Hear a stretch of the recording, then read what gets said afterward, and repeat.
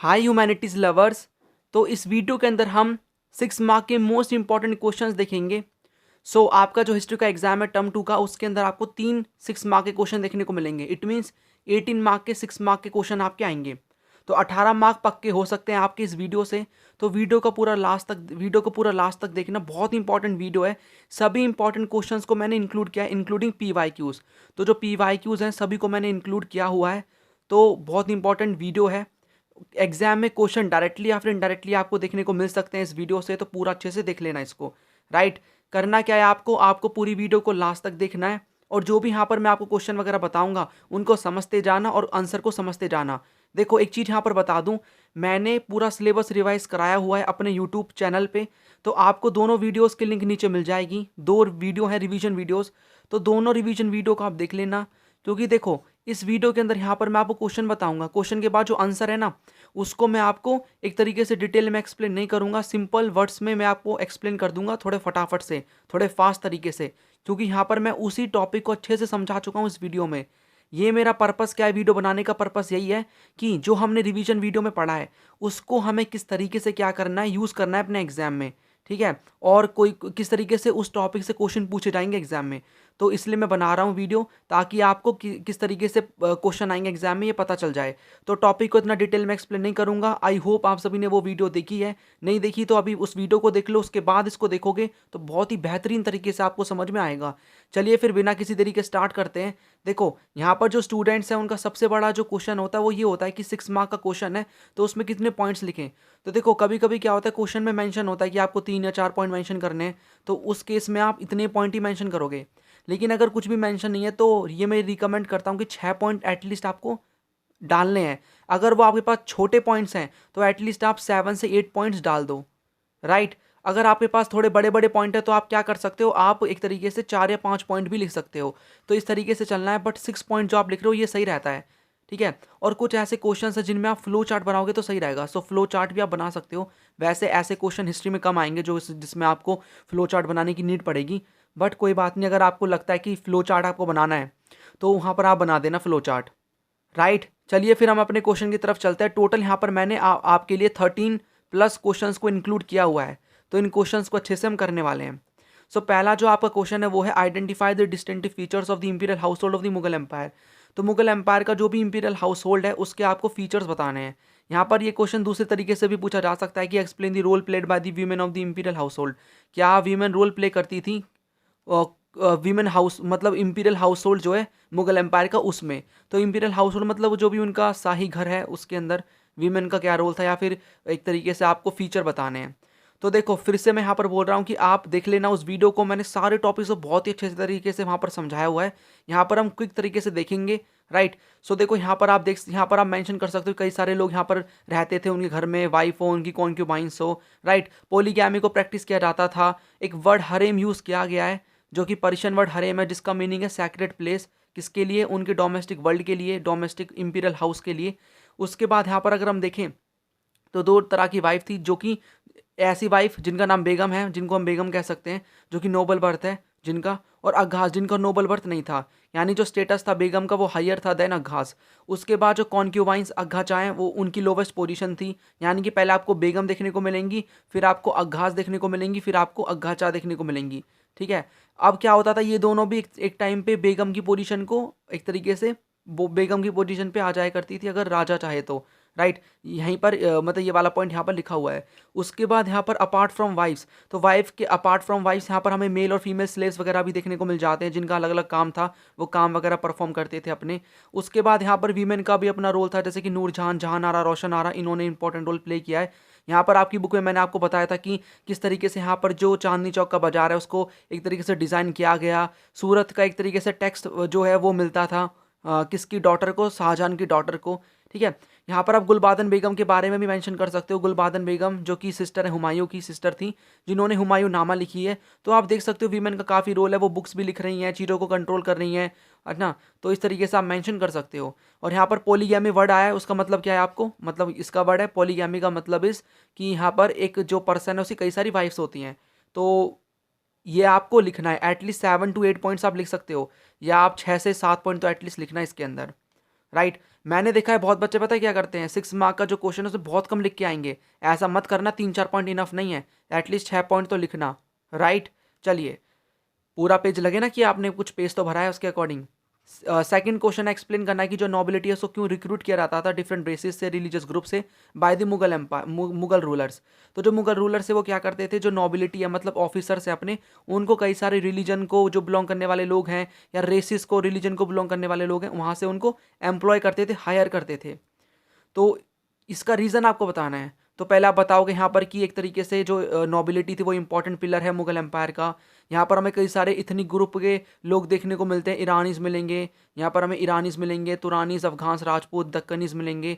Right, वो loyal थे king के प्रति। उसके बाद यहाँ पर इनकी अच्छी खासी पोजीशन थी सोसाइटी में। और उसके बाद यहाँ पर कोई भी एक तरह से गवर्नमेंट मतलब स्टेट की अथॉरिटी को चैलेंज भी नहीं कर सकता। गवर्नमेंट के मतलब स्टेट के यानी किंग के खिलाफ कोई कुछ भी नहीं बोल सकता। उसके बाद यहाँ पर रीज़न था कि क्यों अलग अलग जगह से लाया जाता था इनको, ताकि देखो कल को एक पर्टिकुलर ग्रुप है और वो वहाँ पर जो राजा है उसके अगेंस्ट में खड़ा हो गया वो ग्रुप, तो पूरा मतलब यहाँ पर मान लो राजा ने सपोज कल को कुछ गलत किया एक रिलीजियस कम्युनिटी के प्रति, तो अगर एक ही रिलीजन से वहाँ पर सारे लोग उनके कोर्ट में है तो वो क्या करेंगे, गुस्सा हो जाएंगे और राजा का कूप कर सकते हैं, तख्ता पलट कर सकते हैं। इसीलिए यहाँ पर कई सारे रिलीजन के लोग थे ताकि एक तरीके से जो सिक्योरिटी वगैरह है वो मेंटेन रहे और राजा अच्छे से किंग बना रहे। ठीक है, तो जो होमोजीनस ग्रुप है उससे नहीं लाया जाता था, डिफरेंट डिफरेंट ग्रुप से लोग थे ताकि एक तरीके से वो अगेंस्ट में ना चला जाए एम्प्रर के। राइट, उसके बाद यहाँ पर हम कह सकते हैं कि लॉयल थे वो एम्प्रर के प्रति, इनकी अच्छी खासी रैंक थी और इनकी रैंक को या फिर इनकी जो पोजीशन है उसको ट्रांसफ़र भी किया जाता था टाइम टू टाइम। और किंग रिव्यू भी करता था उनकी पोजीशन को, कि उनकी जो पोजीशन है उसको रिव्यू करते थे, उनकी रैंक वगैरह को। ठीक है, उसके बाद यहाँ पर हम बोल सकते हैं कि जो जहांगीर है उनके टाइम पे क्या था, ईरानीज़ को उन्होंने पैट्रोनाइज़ किया और औरंगजेब ने राजपूत को किया, मतलब अपने कोर्ट में रखा, मराठास को रखा और वो एक तरीके से लॉयल थे किंग के प्रति। ठीक है, तो एक तरीके से आपको यही इसमें मेंशन करना है। उसके बाद हमारा जो थर्ड क्वेश्चन है वो है आपका फिफ्थ रिपोर्ट के बारे में, आपको मेन एस्पेक्ट्स बताने फिफ्थ रिपोर्ट के, जिसको सबमिट किया गया ब्रिटिश पार्लियामेंट में 1813 में। सो फिफ्थ रिपोर्ट का टॉपिक बहुत अच्छे से एक्सप्लेन कर चुका हूँ। एक तरीके से इस क्वेश्चन के अंदर आपको फिफ्थ रिपोर्ट की समरी बतानी है कि फिफ्थ रिपोर्ट क्यों लाई गई थी, इसमें था क्या। राइट, तो आप क्या बताओगे, सीधा सीधा स्टार्ट करना, पहले इंट्रोडक्शन देना, फिफ्थ रिपोर्ट क्या थी, 1830 में सबमिट किया गया। उसके बाद यहाँ पर इसके मेन एक्सपेक्ट्स में क्या क्या इंक्लूड है जो मैं आपको बता चुका हूँ। 1002 पेज थे, 800 पेज में क्या क्या मेंशन था। ठीक है, उसके बाद यहाँ पर हम बोल सकते हैं कि लोग डिमांड कर रहे थे कि आप जो मोनोपोली है उसको ख़त्म करो और हमें भी अलाउ करो, ब्रिटेन के अंदर ये बात हो रही थी, हमें भी अलाउ करो कि हम भी इंडिया में जाएं और अपना ट्रेड वगैरह करें। उसके बाद यहाँ पर एक तरीके से क्या हो रहा था, ये इन्फॉर्मेशन आ रही थी कि जो ये कंपनी है वो शासन अच्छे से नहीं कर रही, मॉल एडमिनिस्ट्रेशन कर रही है, करप्शन कर रही है, तो इस पर चेक करना चाहिए, इस पर कंट्रोल करो। कंट्रोल करने के लिए कई सारी जो कमेटीज़ है उनको बैठाया जाता है, जिनमें से कमेटी थी सिलेक्ट कमेटी, और उस सिलेक्ट कमेटी की रिपोर्ट होती है, तो ये रिपोर्ट प्रस्तुत करते हैं। तो इनमें से ये 5वीं रिपोर्ट थी जिसके बारे में मेंशन है, जिसके बारे में बताया हुआ है कि किस तरीके से वहाँ के जो लोग हैं वो प्रॉब्लम फेस कर रहे थे, पिटिशंस जमींदार्स की, रेयर्स की। राइट, तो इन सभी चीज़ों को आप मेंशन करोगे। तो एक तरीके से समरी पूछी है तो आप कीवर्ड देखना, मैंने आपको बताया था 3 मार्क के क्वेश्चन वाली वीडियो में कि you have to find the keyword. यहाँ पर फिफ्थ रिपोर्ट कीवर्ड है, बस उसके बारे में शुरू हो जाओ लिखना, लेकिन क्वेश्चन के सेंट्रिक ही वहाँ पर आपको बात करनी है।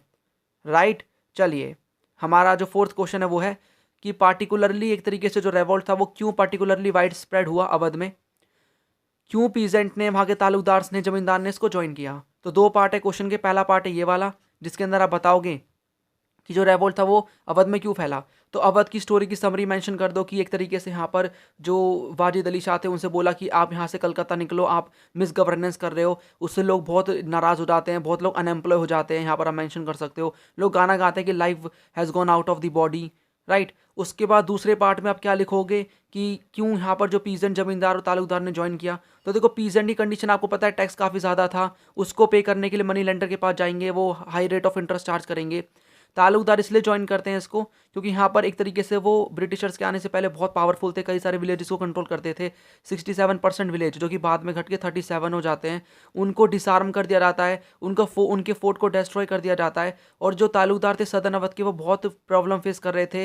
राइट, उसके बाद ये क्या करते हैं, समरी सेटलमेंट नाम की पॉलिसी लेकर आते हैं जिसको 1856 में इंट्रोड्यूस किया गया, जिससे परेशान थे जमींदार भी और हमारे तालुकदार भी एज वेल एज पीसेंट्स। उसके बाद यहाँ पर ब्रिटिशर्स का मानना था कि जो ताल्लुकदार को हम यहाँ पर एक तरीके से क्या कर रहे हैं, उनकी पावर को कम कर रहे हैं। तो यहाँ पर क्या होगा कि तालुकदार को रिमूव करके जो पीजेंट्स है वो इम्प्रूव करेंगे अपने आप को, है ना। और उसके बाद जो रिवेन्यू फ्लोज है फॉर द स्टेट इंक्रीज, जो रिवेन्यू फ्लो है इन स्टेट के लिए वो इंक्रीज होगा। और जो बर्डन है डिमांड की पीजेंट पे एक तरीके से डिड नॉट डिक्लाइन। मतलब यहाँ पर हम कह सकते हैं कि एक तरीके से मानना ये था यहाँ पर ब्रिटिशर्स का कि जो यहाँ पर तालुकदार्स को अगर वो रिमूव कर देंगे तो जो उसकी कंडीशन है पीजेंट्स की वो इंप्रूव होगी, बट ऐसा कुछ भी नहीं होता है। ठीक है, तो आपको इसको 2 पार्ट्स में मेंशन करना है। तो 3 मार्क का कंसीडर इसको कर लो, 3 मार्क का कंसीडर इसको कर लो, और उसके अकॉर्डिंग आप लिख सकते हो। नेक्स्ट यहाँ पर हमारा क्वेश्चन है, आपको विजुअल रिप्रेजेंटेशन बतानी है 1857 के रेवोल्ट की, जिसने डिफरेंट रेंज ऑफ इमोशंस और रिएक्शन दिए। तो 1857 का रेवोल्ट होता है, उसके बाद कई सारी इमेजेस को लाया जाता है, जिनमें से पेंटिंग्स होती हैं, पेंसिल ड्राइंग्स होती हैं। मतलब ये अलग अलग टाइप की क्या है, विजुअल रिप्रेजेंटेशन है। ठीक है, पेंटिंग्स है, पेंसिल ड्राइंग्स है, ईचिंग्स है, पोस्टर है, कार्टून है, बाजार प्रिंट्स हैं। उनमें से जो एक मोस्ट इंपॉर्टेंट है वो है पेंटिंग्स। तो ये जो पेंटिंग्स हैं इनको एक तरीके से अच्छे से दिखाया गया। तो हमें इंडिया की एज वेल एज ब्रिटिशर्स की दोनों की यहाँ पर मेंशन करनी है। पार्टिकुलरली यहाँ पर अंग्रेजों की भी आ सकते हैं कि किस तरीके से ब्रिटिशर्स ने यहाँ पर क्या किया, विजुअल रिप्रेजेंटेशन दिखाया रिगार्डिंग 1857 रेवोल्ट। तो आपको इनकी बतानी होंगी। टोटल यहाँ पर पूरा पूछा है। ठीक है, तो आपको इंडिया की मेंशन यहाँ पर करनी है। तो यहाँ पर आप बता सकते हो रिलीफ ऑफ लखनऊ नाम की पेंटिंग है, जिसमें दिखाया गया लखनऊ को कैसे कनकोर किया गया अंग्रेजों के द्वारा। यहाँ पर एक तरीके से newspaper reports have a power over public imaginations. उसके बाद दिखाया गया कि कैसे ब्रिटिशर्स रिवेंज ले रहे हैं हमसे, और किस तरीके से इन्होंने सप्रेस कर दिया हमारे रिवॉल्ट को। उसके बाद इन मेमोरियम में दिखाया हुआ है कि किस तरीके से, जिसको जोसेफ न्यूअल पैटो ने पेंट किया है, ठीक है, कि किस तरीके से यहाँ पर जो इंग्लिश वीमेन है वो डरी हुई हैं, चिल्ड्रन डरे हुए हैं, और इंडियन रिबल्स वो क्या कर रहे हैं, उनको मारने आ रहे हैं। और उसके बाद यहाँ पर जो 4th पॉइंट में यहाँ पर बताया हुआ है कि एक तरीके से यहाँ पर एक और यहाँ पर पेंटिंग के बारे में बताया हुआ है कि मिस व्हीलर के बारे में, कि यहाँ पर जो इंडियन रिबल्स है वो क्या करते हैं, मतलब उनको क्रिश्चियनिटी में कन्वर्ट करा रहे हैं ब्रिटिश वीमेन को। तो वो अपने ऑनर ऑफ क्रिश्चियनिटी को सेव करती हैं वहाँ पर, और वो क्या करती हैं, उनको बहुत ही ब्रूटली तरीके से मारती हैं। ठीक है, तो यहाँ पर क्या करेंगे, वो पावरफुल दिखाएंगे अपने आप को, और यहाँ पर हमें इन्फीरियर दिखाएंगे। यही ब्रिटिशर्स की स्ट्रैटेजी हमेशा रही है। उसके बाद यहाँ पर आप एक और पेंटिंग के बारे में बता सकते हो कि जिसके बारे में यहाँ पर क्या कि दिखाया हुआ है कि किस तरीके से वीमेन ने एक हाथ में स्वॉर्ड ले रखी है, और वो उन्होंने कैसे अपने पैरों से इंडियन सिपाही से कुचला हुआ है, और जो इंडियन वीमेन है, चिल्ड्रन है, वो डरे हुए हैं। इट मीन्स अगेन यहाँ पर दिखा रखा है कि जो ब्रिटिश जो है उनकी कितनी पावर है। ठीक है, उसके बाद यहाँ पर अगर हम देखें दूसरा वाला, तो दूसरा यहाँ पर दिखाया हुआ है इंडिया के, अगर हम इमेजेस की बात करें तो इंडिया की इमेजेस की बात करें तो इंडिया में भी इमेजेस बनाई जाती हैं, काफ़ी सारी पेंटिंग्स बनती हैं। तो रानी ऑफ झांसी एक तरीके से इनकी इमेज बनाई जाती है, जिनमें मैंने आपको बताया था, जिसके अंदर इनकी इमेज बनाई जाती है किस तरीके से इन्होंने हॉर्स पे बैठ के, एक हाथ में स्वॉर्ड लेके और हॉर्स पे बैठ के, और उसके बाद अपने बेबी को पीछे बांध के इनजस्टिस और एलियन रूल जो था अंग्रेजों का रूल, उसके खिलाफ यहाँ पर इन्होंने लड़ाई करी। और यहाँ पर एक तरीके से आप ये भी लिख सकते हो कि बाय सुभद्रा कुमारी चौहान ने क्या एक तरीके से पोयम लिखी है, खूब लड़ी मर्दानी वो तो झांसी वाली रानी थी। So you can mention that as well in this question, right. तो आप इस तरीके से लिखोगे। ठीक है, ये वाला जो पर्टिकुलर टॉपिक है ना, इससे 3 मार्क का इंडिविजुअल क्वेश्चन बन सकता है कि आपको इंडिया की इमेजरीज बतानी है, तो आप ये वाला मेंशन कर सकते हो। तो मैंने आपको बताया था 3 मार्क के क्वेश्चन 6 से 3 का चेंज करते हुए बन सकता है, सो बी प्रिपेयर। उसके बाद यहाँ पर हमारा 6th क्वेश्चन है, आपको यहाँ पर बताना है गांधी जी का क्या रोल था, ठीक है, एज अ पीपल लीडर 1917 से 1922। तो आपके पास काफ़ी मटेरियल है इसको लिखने के लिए। 1917 से 1922 में जो भी इन्होंने एक्टिविटीज़ करी हैं, आपको इनके मूवमेंट्स को बताना है, यहाँ पर कौन कौन से मूवमेंट्स इन्होंने स्टार्ट करे, प्लस यहाँ पर आप उनके आइडियाज़ बताओगे, कौन कौन से उनके आइडियाज़ थे जिनसे इंस्पायर हो गए लोगों ने इनको सपोर्ट किया। सो देखो गांधी जी क्या क्या एक तरीके से रोल है। यहाँ पर इन्होंने रॉलेट एक्ट स्टार्ट किया, जलियांवाला बाग इंसिडेंट। उसके बाद यहाँ पर खिलाफत मूवमेंट, नॉन कॉपरेशन मूवमेंट। उसके बाद ये चाहते थे कि जो मदर टंग है उसमें बात होनी चाहिए, इंग्लिश में बात नहीं होनी चाहिए, और वो बॉयकॉट करते थे इंग्लिश के सभी गुड्स को। सेल्फ डिसिप्लिन पे फोकस करते थे। इन्होंने सत्याग्रह मूवमेंट चलाया 1917 में।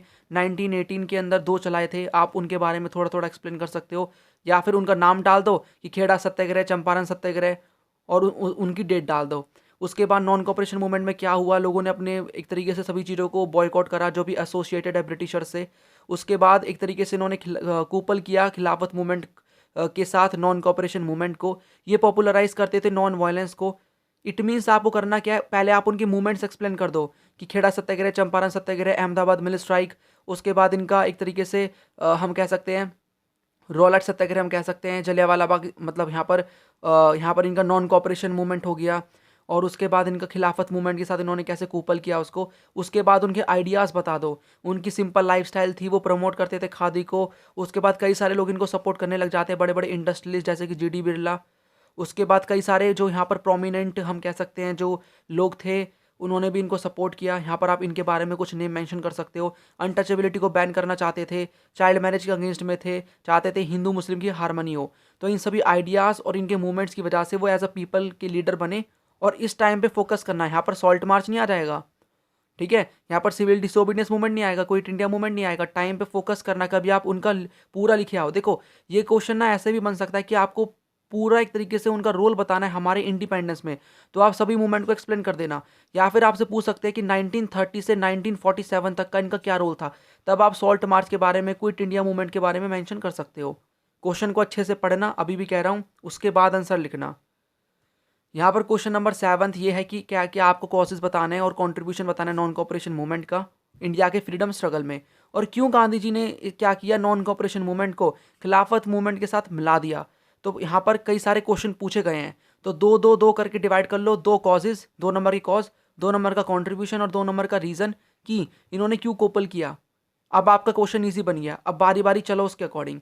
2 नंबर में क्या बताओगे, कॉजेज क्या थे, तो कॉजेज यही है कि ब्रिटिशर्स की बेकार पॉलिसीज़ हैं, इन्होंने जलियांवाला बाग इंसिडेंट करवाया, इसके अगेंस्ट में हमने स्टार्ट किया।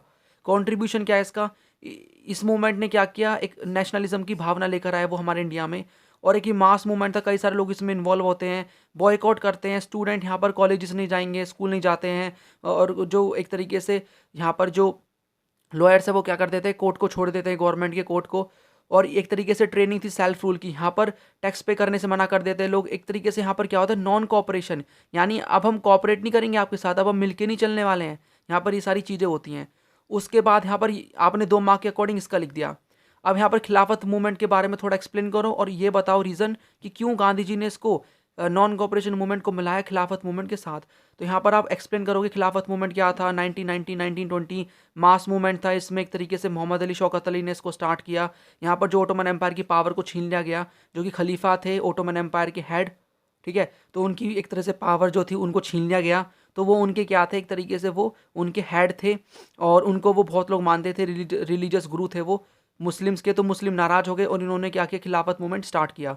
उसके बाद गांधी जी ने सोचा बहुत अच्छा मौका है, इससे एक तरीके से क्या होगा, कोपल क्यों किया इन्होंने, मिलाए क्यों, तो बहुत अच्छा मौका है, इससे हमारी जो रिलीजियस कम्युनिटी है हिंदू मुस्लिम वो एक तरीके से मिल जाएंगी, यूनिटी मेंटेन होगी, और हमें जो एक तरीके से कॉलोनियल रूल है उससे आज़ादी मिल जाएगी। So that was the reason behind the coupling of non cooperation movement with Khilafat movement, and you have to write this point in this. तो हो गया आपका 6 मार्क का आंसर रेडी, राइट। नेक्स्ट की तरफ चलते हैं। यहाँ पर देखो सॉल्ट मार्च, तो ये जो सॉल्ट मार्च है आपका, इससे रिलेटेड मैं डेडिकेटेड 2 वीडियोस ऑलरेडी अपलोड कर चुका हूँ, आप वो देख लेना। आई मीन यहाँ पर मैंने मतलब वीडियो तो एक करी है, लेकिन उसके अंदर आपको 2 क्वेश्चन मिल जाएंगे। सो यहाँ पर सॉल्ट मार्च से रिलेटेड मैं एक वीडियो अपलोड कर चुका हूँ, जिसके अंदर आपको 2 यहाँ पर 6 मार्क के क्वेश्चन मिल जाएंगे। तो दोबारा यहाँ पर करवाने का बेनिफिट नहीं है, वो आप उस वीडियो को देख लेना। देखो उस वीडियो को देखने का क्या बेनिफिट है, पहली बात आपका एक इंपॉर्टेंट टॉपिक कवर हो रहा है, उसके साथ मैंने वहाँ पर आपको सोर्स बेस्ड क्वेश्चन में इससे रिलेटेड सोर्स नहीं करवाया था, मैंने बोला था यही वाली आपको वीडियो से करना है। तो आपको इंपॉर्टेंट सोर्स मिल जाएगा, इस चैप्टर का आपको मैप मिल जाएगा और एक्सप्लेनेशन मिल जाएगी, और उसके साथ इंपॉर्टेंट क्वेश्चन मिल जाएंगे 3+ में आपके लिए 6 मार्क के। तो इस वीडियो को देख लेना, 20 से 25 मिनट की वीडियो, ऊपर लिंक आपको या फिर नीचे डिस्क्रिप्शन में प्रोवाइड कर दूंगा, राइट। तो वो वाला क्वेश्चन मैंने इंक्लूड नहीं किया। इस टाइप का क्वेश्चन आएगा कि सॉल्ट मार्च क्या सिग्निफिकेंस था उसका, या फिर कैसे स्टार्ट किया, explain the beginning of the salt march, तो आप अच्छे से उसमें लिख सकते हो। उसके बाद यहाँ पर हमारा जो 8th क्वेश्चन है वो आपको बताना है, examine the different kind of sources from which political career जो है गांधी जी का और जो हिस्ट्री है नेशनल मूवमेंट की उसके बारे में पता लगा सकते हैं। तो ऐसे कौन कौन से सोर्सेज है जिनके थ्रू हम क्या कर सकते हैं, महात्मा गांधी जी के बारे में और उनके मूवमेंट के बारे में पता लगा सकते हैं। तो ऑटोबायोग्राफी है माई एक्सपेरिमेंट विद ट्रूथ, जो कि उन्होंने खुद ने लिखी है, जिसमें हमें उनके बारे में, उनकी लाइफ के बारे में पता लगता है। प्राइवेट लेटर्स मिले हैं हमें, कई सारे लोगों ने उनके लेटर्स को प्राइवेटली लिखा है और उनमें अपना जो एंगर है, पेन है, डिसमे है, उसको एक तरीके से बताया हुआ है, कौन कौन से मूवमेंट उन्होंने स्टार्ट करे। गांधी जी खुद एक तरीके से हरिजन नाम का हम कह सकते हैं जर्नल लिखा करते थे, जो कि न्यूज़पेपर हम कह सकते हैं काइंड ऑफ। उसके बाद गवर्नमेंट का रिकॉर्ड हमें देखने को मिलता है, जो कि इतना रिलायबल नहीं है, क्योंकि दिखाते थे कि लोगों का सपोर्ट नहीं है गांधी जी को, ऐसा दिखाया जाता है यहाँ पर। तो गवर्नमेंट जो थी उस समय की ब्रिटिश गवर्नमेंट, उन्होंने भी कई सारे सोर्सेज को बनाया वहाँ पर, गांधी जी के मूवमेंट को कवर किया, बट अलग तरीके से, ठीक है, ये दिखाने के लिए कि जो लोग हैं ब्रिटिशर्स के राज से खुश हैं, और वो कोई भी गांधी जी के मूवमेंट में इन्वॉल्व नहीं हो रहे, जो कि गलत है। उसके बाद न्यूज़पेपर यहाँ पर हमें देखने को मिलते हैं, न्यूज़पेपर के रिकॉर्ड्स कि यहाँ पर अमेरिकन न्यूज़पेपर हो, यूरोपियन हो, इंडियन हो, ठीक है, वो कवर कर रहे थे महात्मा गांधी जी के मूवमेंट्स को, सारे मूवमेंट्स को कवर किया गया। एग्जाम्पल के तौर पे महात्मा गांधी जी खुद इंडियन ओपिनियन हरिजन नाम का न्यूज़पेपर को पब्लिश क्या करते थे, ठीक है, सो पब्लिश क्या करते थे वो खुद ही। तो यहाँ पर आप इस वाले क्वेश्चन में फ्लो चार्ट बनाओगे कैसे, यहाँ पर आपको क्या करना है, आप लिखोगे कि यहाँ पर सोर्सेज, ठीक है, तो यहाँ पर आप सोर्सेज लिखोगे, बॉक्स बनाओगे और फ्लो चार्ट बनाओगे। इस तरीके से आप लाइन खींच सकते हो। यहाँ पर आप पहला सोर्स मेंशन करोगे कौन सा सोर्स है, उसके बाद दूसरा यहाँ पर आप मेंशन करोगे, एंड हेयर थर्ड, ठीक है, और उसके बाद फोर्थ जो भी है, तो गवर्नमेंट का यहाँ पर कौन से सोर्स है, न्यूज़पेपर है, ठीक है। उसके बाद आप क्या करोगे, इनके बारे में लेट्स से यहाँ पर न्यूज़पेपर के बारे में आप मेंशन करोगे और उसके बारे में लिखना स्टार्ट कर दोगे। इस तरीके से चलोगे ना तो एग्जामिनर को अच्छा लगता है कि हाँ भी आपने अच्छे से प्रेजेंट किया हुआ है, और आपको थोड़ी बहुत ही गलती भी होगी ना तो भी आपको उसको इग्नोर कर दिया जाएगा और आपको 6/6 मिल सकते हैं। इस तरीके से आप कर सकते हो। हालांकि सभी क्वेश्चन में पॉसिबल नहीं है ये करना फ्लो चार्ट हिस्ट्री के अंदर, बट जिन क्वेश्चन में आपको लगता है आप बना सकते हो, जैसे कि ये वाला क्वेश्चन। उसके बाद 9th क्वेश्चन क्या है, देखो ये जो मैं क्वेश्चन आपको बता रहा हूँ ना, ये थोड़े अलग फॉर्म में भी आ सकते हैं। मान लो कोई बड़ी सी स्टेटमेंट दे दी, लेकिन पूछा यही है। आपको हेल्प इस वीडियो से मिलेगी, उसमें कंटेंट आपको यहीं से मिलेगा, बट क्वेश्चन को समझना, ये मत बैठना यार ये वाला तो क्वेश्चन आया नहीं जो सर ने बताया था वीडियो के अंदर। ज़रूरी नहीं है कि एज इट इज़ क्वेश्चन आए, मैंने एग्जाम नहीं बनाया, मैं आपको बता चुका हूँ पहले भी, ठीक है। तो आपको उस तरीके से करके चलना है, आपको समझना है कि क्वेश्चन क्या पूछ रहा है, आंसर क्या लिखना है, और रिवीजन वीडियो में काफ़ी अच्छे से एक्सप्लेन कर चुका हूँ मैं उसके अंदर, तो आपको उसको भी अच्छे से करना है, ठीक है। तो आपको उसमें पता चल जाएगा। सो यहाँ पर आपको बताना है कि जो कॉन्स्टिट्यूएंट असेंबली इंडिया की उसने कैसे जो लैंग्वेज की कॉन्ट्रोवर्सी को सॉल्व किया। तो यहाँ पर आपको बताना है कि जो आर.वी. धुलेकर, श्रीमती जी दुर्गाबाई, श्री शंकर राव दियो और टी.ए. रामलिंगम ने इन्होंने अपने एक तरीके से लैंग्वेज से रिलेटेड व्यूज़ को दिया हुआ है। तो आर.वी. धुलेकर के व्यूज़ को आप मेंशन कर सकते हो कि ये फेवर में थे, ये चाहते थे कि जो हिंदी है उसको नेशनल लैंग्वेज बनाया जाए। So he wanted Hindi to become the national language of India. वो बोलते हैं कि हिंदी को एक तरीके से ना, मतलब ऑफिशियल लैंग्वेज ना बनाकर नेशनल लैंग्वेज बनाया जाए, तो उसके फेवर में थे। वो बोलते हैं कि एक तरीके से अच्छी लैंग्वेज है, और यहाँ पर महात्मा गांधी जी भी सपोर्ट करते हैं इसको, कि वो बोलते हैं कि सिंपल लैंग्वेज है ये, काफ़ी लोग इसको समझते हैं। हिंदी और उर्दू का ब्लेंड है, मिक्सचर है, तो काफ़ी डाइवर्सिटी को ये एक तरीके से शो करेगा। तो इस तरीके से यहाँ पर आप इनके व्यूज़ को मेंशन कर सकते हो। उसके बाद इसके अगेंस्ट में थी श्रीमती जी दुर्गाबाई, जो कि बोलती है कि यहाँ पर ये अगेंस्ट में थी, वो बोलते हैं कि बेकार, मतलब बेकार नहीं बोला जाता, वो ये बोलते हैं कि साउथ में एक तरीके से अपोजिशन काफ़ी ज़्यादा है इस लैंग्वेज से रिलेटेड, ठीक है। तो साउथ में अपोजिशन है, हमें पूरे सिस्टम को चेंज करना पड़ेगा, अपनी क्लासेस को हिंदी में कन्वर्ट कराना पड़ेगा, बहुत ज़्यादा प्रॉब्लम होगी, तो हमारे लिए एक तरीके से बहुत बेकार है ये, साउथ में काफ़ी अपोजिशन है इसका। यहाँ पर आप देख सकते हो, सब कुछ यहाँ पर लिखा हुआ है, एक बार आप पढ़ लेना। उसके बाद यहाँ पर ये बोलती हैं श्रीमती जी दुर्गाबाई कि हिंदुस्तान एक तरीके से मैं इसको एक्सेप्ट कर लेती, बट यहाँ पर ये लैंग्वेज अब पहले जैसी नहीं है, ये लैंग्वेज चेंज हो चुकी है। और बाद में आप इन क्वेश्चन में कंक्लूजन भी डाल सकते हो, क्या कंक्लूजन निकलता है, क्या रिजल्ट निकलता है इसका। सो यहाँ पर कोई भी लैंग्वेज को नेशनल लैंग्वेज नहीं बनाया जाता। और उस समय हमारा जो हमारा जो 8वां शेड्यूल है, उसके अंदर एक तरीके से 22 लैंग्वेज को इंक्लूड किया जाता है। इनिशियल में यहाँ पर एक तरीके से 22 लैंग्वेज नहीं थी, ठीक है। सो इनिशियल 22 लैंग्वेज नहीं थी, बट यहाँ पर बाद में, यहाँ पर अभी प्रेजेंट में अगर हम देखें, और मतलब बाद में और लैंग्वेज को इंक्लूड किया गया, और अभी प्रेजेंट में 22 लैंग्वेज है 8वें शेड्यूल में हमारे कॉन्स्टिट्यूशन के, ठीक है। सो यहाँ पर आप देख सकते हो कि क्या व्यूज़ थे। तो आपको बताना है कि यहाँ पर आर.वी. धुलेकर और श्रीमती जी दुर्गाबाई का जो नाम है वो आना चाहिए, इनके नाम को पढ़ लो, और इन्होंने क्या क्या कहा 2-3 लाइन आप लिख सकते हो। तो थोड़ा इनके बारे में 3 नंबर में और उनके बारे में 3 नंबर में आप मेंशन करोगे, तो आपको आराम से इसमें नंबर मिल जाएंगे, ठीक है। ये वाला क्वेश्चन बहुत इंपॉर्टेंट है। उसके बाद यहाँ पर हमारा जो लास्ट सेकंड क्वेश्चन है वो है एक्सप्लेन करना है how the constitution of India protect the right of the central and the state government, कि जो हमारा जो एक तरीके से कॉन्स्टिट्यूशन है उसने कैसे सेंट्रल गवर्नमेंट के भी और स्टेट गवर्नमेंट के राइट्स को प्रोटेक्ट किया। यानी कि हमने एक तरीके से यूनियन गवर्नमेंट को थोड़ा सा पावरफुल तो बनाया है ना, पावरफुल तो बनाया, बट हमने स्टेट को भी कुछ प्रोविजंस दिए हैं। तो आपको उन्हीं के बारे में मेंशन करना है कि ये बहुत इंपॉर्टेंट टॉपिक था जिसको डिबेट किया गया। जवाहरलाल नेहरू चाहते थे कि स्ट्रॉन्ग सेंटर बने, ताकि एक तरीके से हम यहाँ पर जो भी प्रॉब्लम होती है तो जो स्ट्रॉन्ग सेंटर है उसको वो कंट्रोल कर सके अच्छे से। उसके बाद 3 लिस्ट हैं, यूनियन, स्टेट, कंक्यूरेंट। यूनियन में कौन लॉ बनाएगा, तो एक तरीके से यूनियन गवर्नमेंट, स्टेट में स्टेट गवर्नमेंट, कंक्यूरेंट में दोनों। और कंक्यूरेंट में अगर यहाँ पर दोनों बनाएंगे लेकिन उससे रिलेटेड फाइट होती है सेंटर और स्टेट के बीच में, तो यहाँ पर सेंटर का लॉ प्रिवेल होगा, इसलिए हमारा एक तरीके से क्या यूनियन पावरफुल है, ठीक है। लेकिन यहाँ पर हमने स्टेट का भी दिया है, तो यानी स्टेट भी एक तरीके से, स्टेट को भी पावर दी गई है, उसके भी राइट्स को प्रोटेक्ट किया गया है, जो कि क्वेश्चन में पूछा हुआ है। उसके बाद यहाँ पर आप ये वाले पॉइंट पढ़ सकते हो। उसके बाद यहाँ पर हम कह सकते हैं कि आर्टिकल 356 के अंदर अगर हम देखें तो प्रेसिडेंट रूल का यहाँ पर प्रावधान है, ठीक है। सो यहाँ पर there is a provision of यहाँ पर प्रेसिडेंट रूल के बारे में लिखा हुआ है। सो उसका प्रोविजन है आर्टिकल 356 के अंदर। यहाँ पर बताया हुआ है कि एक तरीके से गवर्नमेंट की रिकमेंडेशन पे, मतलब गवर्नर की रिकमेंडेशन पे गवर्नमेंट क्या कर सकती है, स्टेट को एक तरीके से क्या कर सकती है, उस पर कंट्रोल कर सकती है। तो ये पावरफुल है, यहाँ पर दिखता है हमें। उसके बाद यहाँ पर और चीज़ें बता रखी है कि कौन कौन से टैक्स यहाँ पर सेंट्रल गवर्नमेंट लगाएगी, कौन से टैक्स यहाँ पर स्टेट गवर्नमेंट लगाएगी, राइट। तो इसके बारे में आप मेंशन कर सकते हो। फैक्चुअल क्वेश्चन है यहाँ पर। तो यहाँ पर आपको दिखाना ये है कि यहाँ पर हमने सेंट्रल गवर्नमेंट को ऑल दो पावरफुल तो बनाया, बट हमने यहाँ पर क्या किया है, जो हमारी स्टेट गवर्नमेंट है उसको भी हमने उनके भी दोनों के राइट्स को प्रोटेक्ट किया है। तो आपको उससे रिलेटेड प्रोविजंस बताने हैं। तो बहुत ही सिंपल क्वेश्चन है, एक बार आप रीड कर लोगे, समझाने वाला कुछ नहीं है, समझ में आ जाएगा। नेक्स्ट हमारे यहाँ पर जो लास्ट क्वेश्चन है वो है यहाँ पर बताना है आपको कि जो पार्टीशन इंडिया का उसने क्यों एक तरीके से जो सेपरेट इलेक्टोरेट का आइडिया है उसके अपोज में लोगों को ला दिया कि आप हमें सेपरेट इलेक्टोरेट नहीं लेना चाहिए। तो एग्जामिन करना स्टेटमेंट। तो देखो पार्टीशन में क्या हुआ, हमें पार्टीशन मिला, मतलब हमारा इंडिया का पार्टीशन हुआ। तो यहाँ पर एक तरीके से यहाँ पर जो इंडिया है प्लस में यहाँ पर पाकिस्तान, दो कंट्री हमें देखने को मिलती हैं, ठीक है। तो यहाँ पर जो हिंदूज थे और मुस्लिम के बीच में यहाँ पर एक तरीके से सेपरेट इलेक्टोरेट वगैरह की पॉलिसी लाई गई अंग्रेजों के द्वारा, ठीक है। फूट डाली गई हमारे बीच में, डिवाइड एंड रूल की पॉलिसी लाई गई।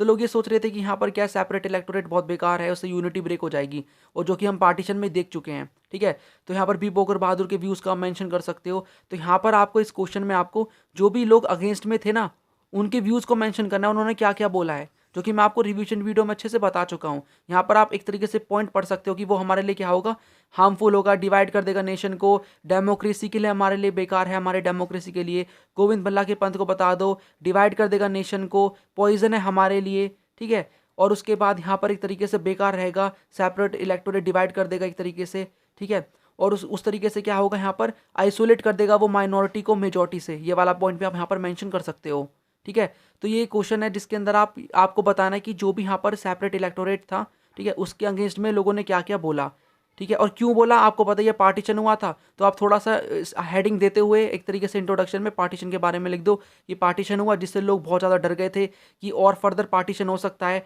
डिवाइड एंड रूल की पॉलिसी हमें फिर से फॉलो नहीं करनी है, राइट। उसके बाद आप जो भी व्यूज़ थे उनको मेंशन कर दोगे। तो इस तरीके से आप लिखोगे तो आपका ये वाला जो क्वेश्चन है मतलब अच्छे से आप कर सकते हो। तो ये सभी क्वेश्चंस थे जिसके अंदर हमने जो भी 6 मार्क के इंपॉर्टेंट क्वेश्चन है उनको कवर किया। ये क्वेश्चन डायरेक्टली इनडायरेक्टली पूछे जाएंगे। ये जो कंटेंट है बहुत हेल्प करेगा। रिवीजन वीडियो को देख लोगे, उसके बाद इस वीडियो को देखोगे तो बहुत हेल्प मिलेगी। मैंने सारी चीज़ों को अच्छे से समझाया हुआ है वहाँ पर। आई होप आपको चीज़ें समझ में आई हैं। अब मेरी लास्ट वीडियो आएगी सैम्पल क्वेश्चन पेपर के ऊपर, जिसके अंदर मैं एक fully solve sample question paper आपको दिखाऊंगा। पूरा सिलेबस रिवाइज करेंगे in the form of sample question paper अच्छे से। आप उस वीडियो को देख सकते हो, और चैनल को नहीं सब्सक्राइब किया तो करके बेल आइकन ऑन कर दो एंड वीडियो को लाइक कर देना। And please tell me in the comment section कि आपको वीडियोस कैसी लग रही हैं। चलिए, पूरी प्लेलिस्ट आपको नीचे प्रोवाइड कर दूंगा डिस्क्रिप्शन बॉक्स में। अब मैं आपको मिलूंगा नेक्स्ट वीडियो में।